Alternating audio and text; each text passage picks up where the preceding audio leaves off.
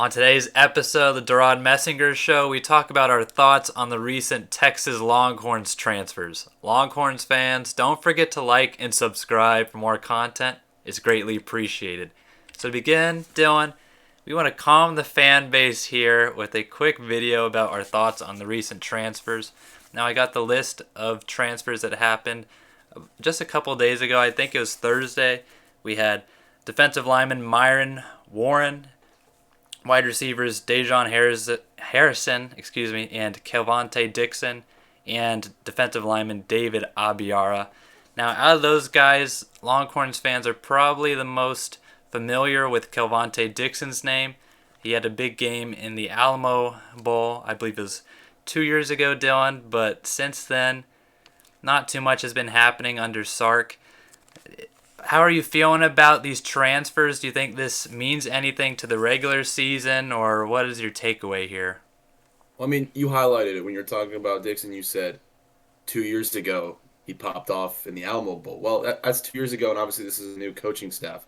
So this is right around that time where guys in the locker room are starting to see how that competition is going to shake out for them, where all the talent is, where that playing time they feel like they're getting, like, is putting in X amount of effort going to get me into the starting lineup and be worth my time, or is it more beneficial for me to go to a different school where I know that my position is in need and I don't have this internal competition that the Longhorns are going through right now? Because I mean, Devin, we've talked about that cultural shift right now, how the culture of the program is shifting for Stark, or Stark is trying to put it into his image where he wants it to be, and with these transfers, that's what's showing off. So it's almost a good thing that you're seeing this type of change with players, because when you get a bunch of new additions that we talked about recently, you're going to have a lot of older guys leaving the program. So I think it's a good sign culturally, Devin. It's never great to see players that maybe you like transfer to different schools, but again, I don't think that, yeah, like you said, there's no reason to panic. If you need more calming down, we can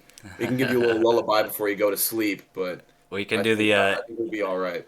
Aaron Rodgers Yeah. RELAX. Everybody, Well, deep breath. But I agree. Like you said, Dixon's production was a while ago, and while wide receivers are needed and defensive linemen too are needed, right now that would be more of a depth issue than necessarily anything that you'll see on the field. So this does not impact, the final result on Saturday in the fall.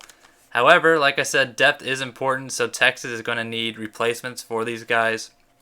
Luckily for them, that freshman haul that they're going to be having soon largely consists of defensive linemen and offensive linemen. Now, I know none of these names are offensive linemen, but there's plenty of defensive linemen that are going to be coming into town.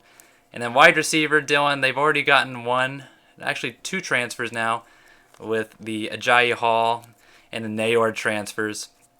So I'm not really too worried about that group either. And like you said, I think this is following some of the spring exit interviews that coaches like to do, Dylan. And that is when Sark and, insert name head coach is telling their kids where they stand on that depth chart.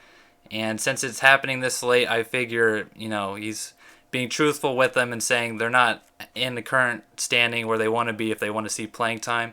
As you mentioned, we're going to be rooting for these guys to land in favorable spots in the future and hopefully see them on the field, because they will always be former Longhorns. But yes, and this might sound demeaning, Dylan, but trimming the fat, these players I'm sure are all talented here, and wherever they transfer, I bet they're going to put up numbers. But right now, with the current roster, Sark just doesn't see them playing in meaningful games, and for that reason, it's better to part ways and get someone else a shot and give them a shot and not waste their time. So can't really fault it.